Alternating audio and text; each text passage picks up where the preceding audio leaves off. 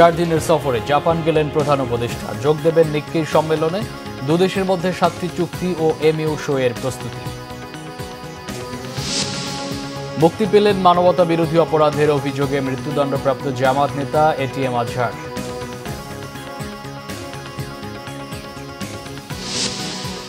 Asian cup বাছাইয়ে বাংলাদেশের প্রাথমিক দলে যোগ দিতে ঢাকা ইতালিতে খেলা ফুটবলার ফাহমিদুল।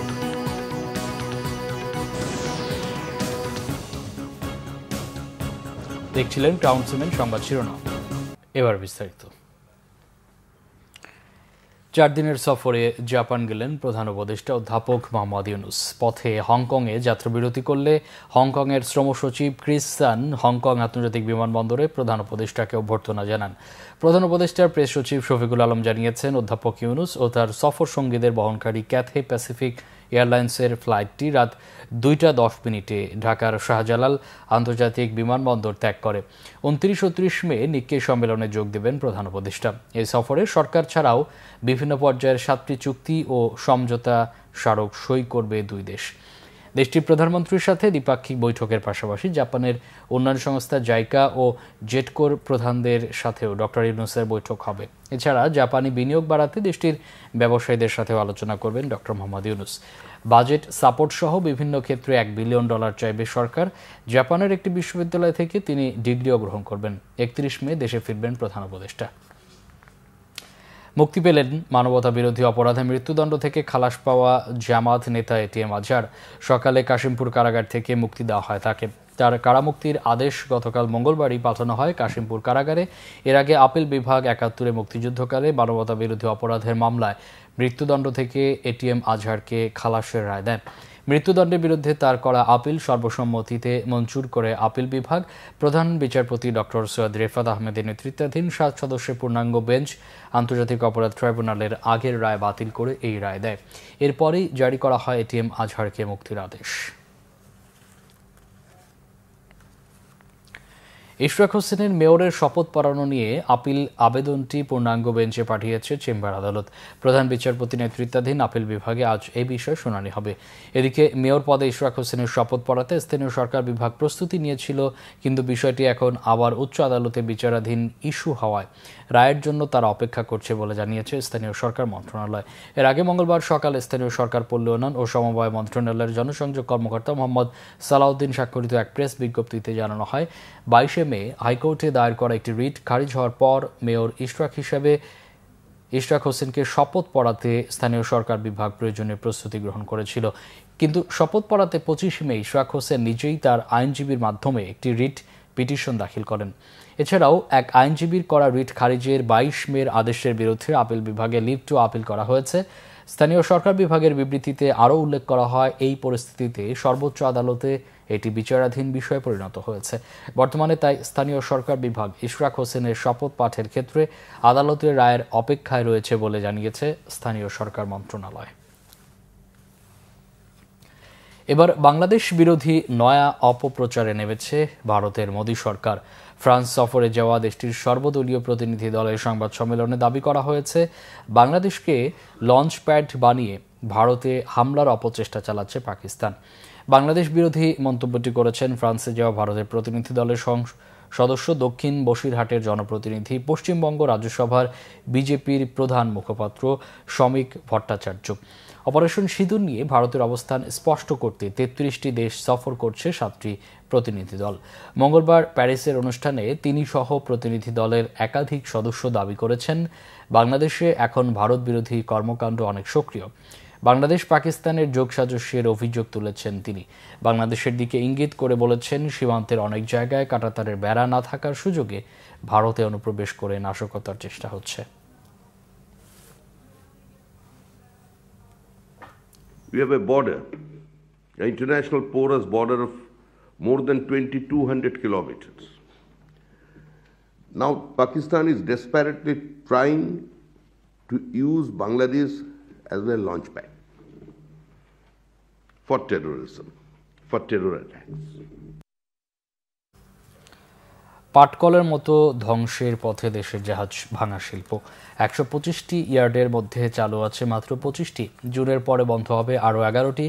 পরিবেশ মন্ত্রণালয়ের লাল তালিকাভুক্তির কারণে আর্থিক সংকটে পরিবেশ বান্ধব হতে পারছে না জাহাজ ভাঙা শিল্প। হংকং কনভেনশন অনুযায়ী জুনের মধ্যে গ্রিন ইয়ার্ড না হলে জাহাজ ভাঙার ছাড়পত্র মিলবে না। আর সরকারের নীতি নির্ধারকদের সুনজরি পারে এই শিল্পকে রক্ষা করতে মনে করেন সংশ্লিষ্টরা। চট্টগ্রাম থেকে নাসিরুদ্দিনের তথ্য ও ছবিতে দেখুন ডেস্ক রিপোর্ট। দেশে বছরে লোহার চাহিদা আছে ৬০ থেকে ৬৫ লাখ টন। জাহাজ ভাঙা শিল্প এবং আমদানিকৃত স্ক্র্যাপ থেকে তৈরি বিলেটে মেটানো হয় লোহার চাহিদা। সীতাকুণ্ডের সমুদ্র উপকূলে গড়ে উঠেছে সোয়াশ জাহাজ ভাঙা শিল্প। এখান থেকেই যোগান আসে দেশের চাহিদার ৫৫% লোহা। বর্তমানে নানামুখী চাপে এই শিল্পে চলছে মন্দাবস্থা। ১২৫টি জাহাজ ভাঙা শিল্পের মধ্যে টিকে আছে ২৫টি। এখন পর্যন্ত ৭টি প্রতিষ্ঠান জাহাজ ভাঙার পরিবেশ বান্ধব গ্রিন ইয়ার্ড ছাড়পত্র পেয়েছে। ১ বছর বা ২ বছর যদি আমাদের জন্য টাইমটা বৃদ্ধি করা হয়, আমি মনে করি যে এখান থেকে আমরা ৫০-৬০টা ইউনিট আমরা আমাদের পরিবেশসম্মত চলে আসতে পারবো। কিন্তু ব্যবসাটা বন্ধ করে দিলে তাহলে তো এটা সম্ভব হবে না। আমাদের শিল্প মন্ত্রণালয় কোনো পারমিশন দিচ্ছে না। তো যদি শিল্প মন্ত্রণালয় পারমিশন না দেয় তাহলে আমরা জাহাজ কিনবো কেমনে, আনবো কেমনে? আর এইদিকে আমাদের ব্যাংকের লেনদেনও আমরা বাজি যাচ্ছি। মালিকরা বললেন, অর্ধশত কোটি টাকা খরচে গ্রিন ইয়ার্ড করার মতো সামর্থ্য অধিকাংশের নেই। সরকার সহযোগিতা না করলে পাটকলের ভাগ্য বরণ করবে জাহাজ ভাঙা শিল্প। সরকার যদি নাকি এটা এগিয়ে এসে যদি সফট লোন অথবা স্বল্প সুদে প্রজেক্ট লোন দিয়ে যদি নাকি সহায়তা করে তাহলে সবগুলি গ্রিন ইয়ার্ডে রূপান্তর হবে। এদিকে জাহাজ ভাঙা শিল্পের পরিবেশ আগের চাইতে অনেক উন্নত হয়েছে জানিয়ে দায়িত্বশীল কর্মকর্তা বললেন, নীতি নির্ধারকরা সুনজর দিলে এই শিল্প রক্ষা পাবে। আগে সেখানে অনেক বেশি অ্যাক্সিডেন্টের ঘটনা ঘটতো, অনেক বেশি প্রাণহানির ঘটনা ঘটতো। তো গেল অর্থ বছরে আমরা যেটা পেয়েছি সেখানে শুধুমাত্র 2টা অ্যাক্সিডেন্টের ঘটনা ঘটেছে। হংকং কনভেনশন অনুযায়ী কারখানাগুলোকে আসলে গ্রিন ফ্যাক্টরিতে রূপান্তর করার কথা বলা হয়েছে। তো যে কারণে এখন পর্যন্ত 7টা কারখানা ইতিমধ্যে গ্রিন ফ্যাক্টরি হিসাবে ঘোষণা করা হয়েছে। বাকি 7টা কারখানা আমরা যতটুকু জেনেছি যে গ্রিন ফ্যাক্টরি হওয়ার পথে আছে। জাহাজ ভাঙা শিল্পে প্রত্যক্ষ পরোক্ষভাবে 1 লাখ লোকের কর্মসংস্থান জড়িত। 1 বছরের ব্যবধানে জাহাজ আমদানি কমেছে 40টি। Bangla vision news desk. এবার খেলার সংবাদ।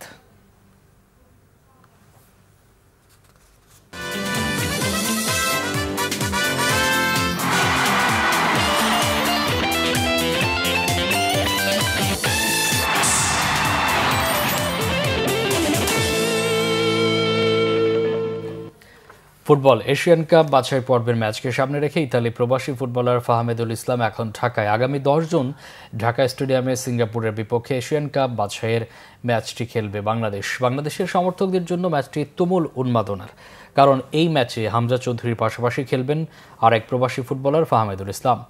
সিঙ্গাপুরের বিপক্ষে ম্যাচ খেলতে প্রবাসী ফুটবলারদের মধ্যে সবার আগে দেশে পৌঁছালেন ফাহমেদুল। হামজা এবং ফাহমেদুল ছাড়াও আরেক প্রবাসী ফুটবলার সমিত সোমেরও সিঙ্গাপুরের বিপক্ষে ম্যাচটি খেলার কথা রয়েছে। সিঙ্গাপুরের বিপক্ষে ম্যাচের জন্য জাতীয় দলের ক্যাম্প শুরু হবে শনিবার। দর্শকদের তুমুল আগ্রহের কারণ এই ম্যাচ দিয়ে ঘরের মাঠে অভিষেক হবে হামজা চৌধুরীর। শুধু তাই নয়, এই ম্যাচে লাল সবুজ জার্সিতে অভিষেক হওয়ার সম্ভাবনা রয়েছে কানাডা প্রবাসী সমিত সোম এবং ইতালি প্রবাসী ফাহমেদুল ইসলামেরও। এদিকে হামজা চৌধুরী ঢাকায় পা রাখবেন 2 জুন। পরের দিন দেশে আসার কথা রয়েছে সমিত সোমের। এই ছিল এখনকার মতো। পরে সংবাদ সকাল 11টায়। এছাড়া বাংলা ভিশন সংবাদ ও সংবাদ সংশ্লিষ্ট অনুষ্ঠান দেখতে ভিজিট করুন www.bvnews24.com ও facebook.com/banglavisionnews এবং সাবস্ক্রাইব করুন youtube.com/banglavisionnews। এতক্ষণ সাথে থাকায় অসংখ্য ধন্যবাদ।